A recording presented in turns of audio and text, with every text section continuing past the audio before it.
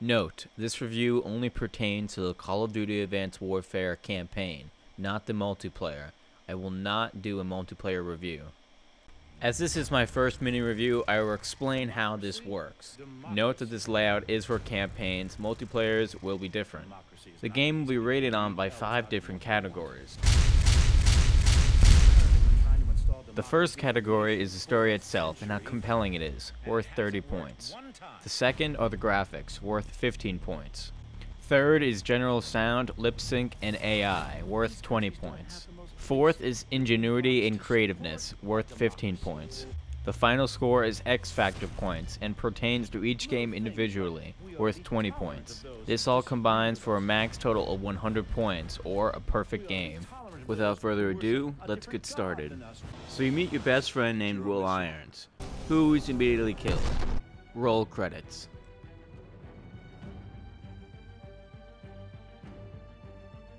Okay, now I'll give you the real story. Blah blah blah, work for secret bad guy. Blah blah blah, figure out his secret bad guy plot. Blah blah blah, has secret deadly weapon, might as well be a nuke.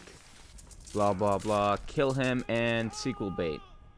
Now you can roll the credits.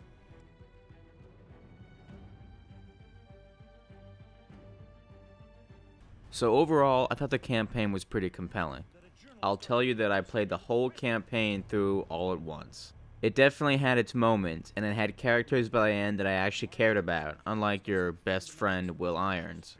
So I'm awarding the category of compelling story a 25 out of 30, and +1 for having the balls to have a North Korea invade South Korea. Only the game Homefront has done something similar. Of course, you never actually fight in South Korea, but the whole premise of the game is that North Korea basically takes over the world.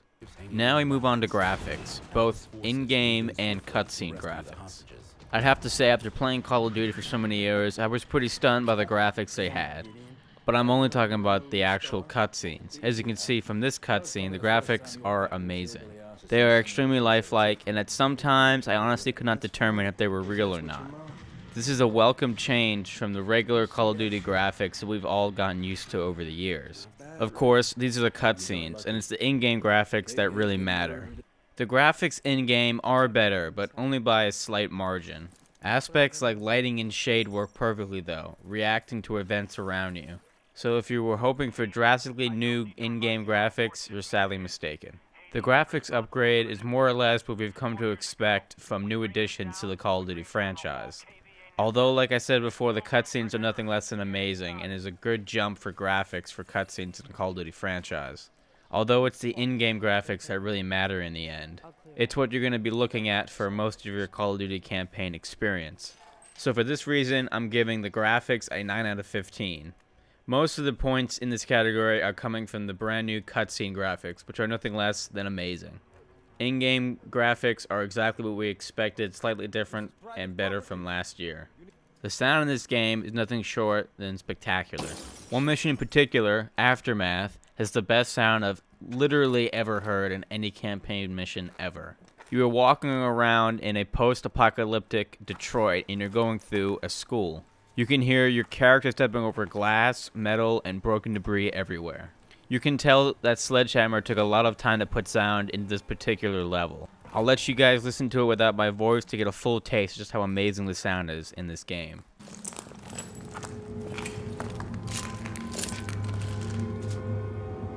Fuck me.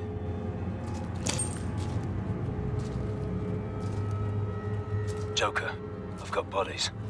Looks like a clean-up crew. Hazmat suits missing. Treat all hazmats as hostile. Copy. If the KVA have been operating under disguise, there could be more of them than we thought. Nothing short of spectacular.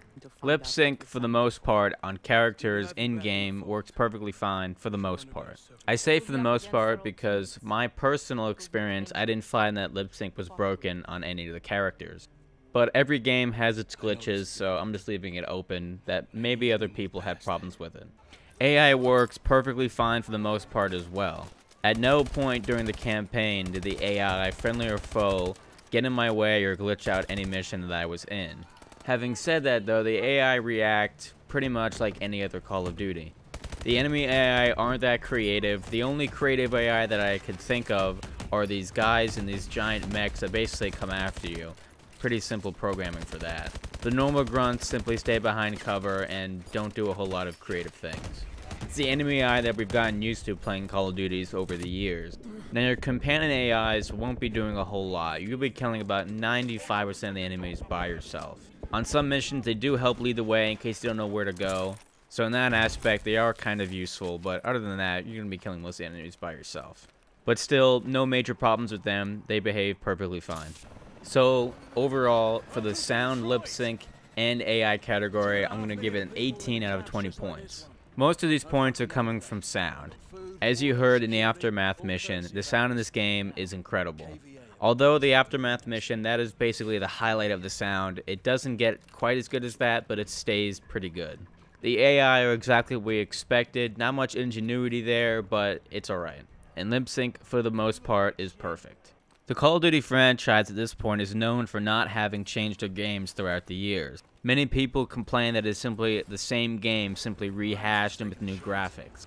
But in Advanced Warfare, Sledgehammer does try to bring new life to the franchise. The exosuit in particular does bring a new dynamic to the game, the ability to enhance any of a regular human's powers to extreme. I am disappointed though about the limitations of the exosuits themselves. There are only 2 exosuits in the entire game. That is, not counting the invisibility cloak, which really isn't an exosuit. Now, sometimes the exosuits and the invisibility cloak are very important to the mission themselves individually.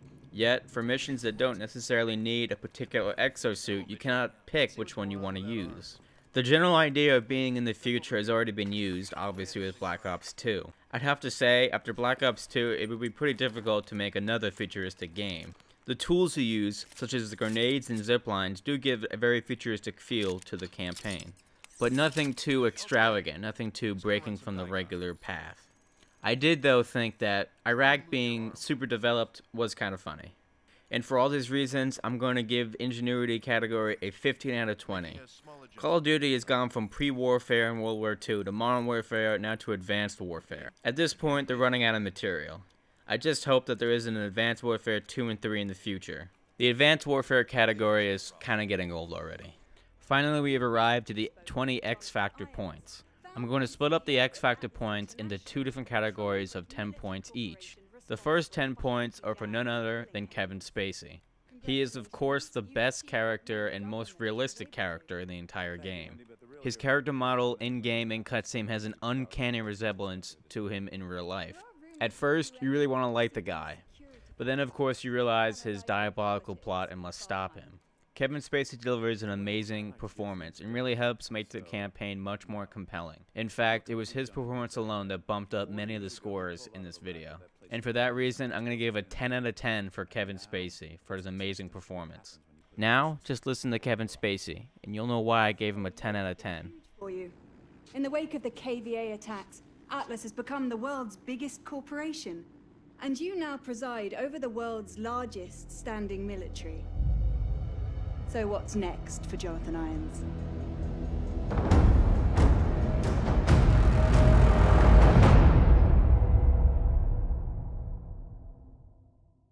Finally, I'm awarding 2 out of 10 points. And this is for the Mountain Dew and Doritos category. Honestly, it seems like every year when a AAA game comes out, that Mountain Dew and Doritos are right there. There's no better way to enhance your race to 10 prestige than to make your own race to diabetes.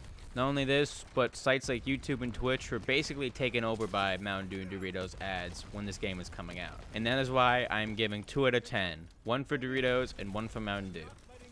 There you go. And cue spinning.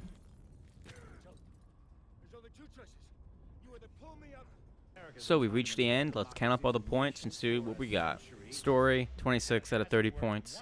Graphics, 9 out of 15 points. Sound, lip sync, and AI, 18 out of 20 points. Ingenuity, 15 out of 20 points.